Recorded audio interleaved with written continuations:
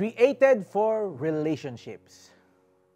Bakit kaya ang lahat ng nilikha ng Diyos ay may kapareho? All created things and beings come in pairs and groups and then flourish and increase in number. Walang nilalang na mag-isa lang mula sa umpisa hanggang ngayon. And this is true, especially for us.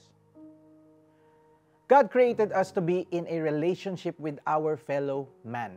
Kasama sa ating pagiging kawangis ng Diyos, ang ating ugnayan sa isa't isa dahil nilikha niya tayong may kapwa.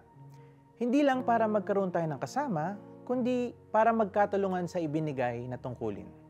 God gave all of us the mandate to rule and care over His creation. So, having good relationships with others is faithful to our programming and our purpose as images of God. Kung palagi natin itong naaalala, makakatulong sana ito para sa kapayapaan at pagkakaisa ng ating mga komunidad.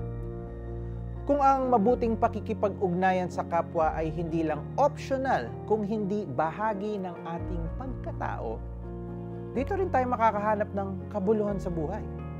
So, to be selfish or self-centered is to walk away from our nature. The good news is, hindi pa huli ang lahat.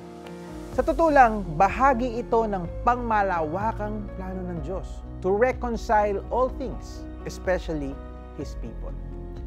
Sabi nga ni Apostle Paul, layunin niyang tipunin ang lahat ng nilikha sa langit at sa lupa at ipasailalim ang mga ito kay Kristo.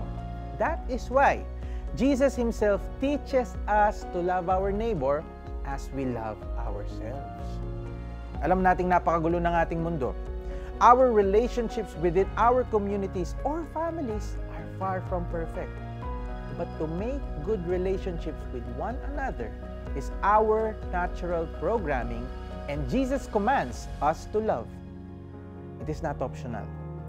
So let's be intentional. Pray po tayo.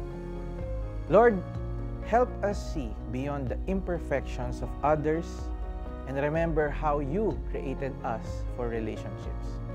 Help us learn from Jesus' example. In Jesus' name I pray. Amen. Talk to a neighbor and find ways to connect. For example, maaaring may kakulangan sa bahay nila na maaaring makatulong ka. Mag-share ng espesyal na lutong bahay kahit walang okasyon. Ask how you can pray for them. Nilalang nga ng Diyos ang tao ayon sa kanyang larawan.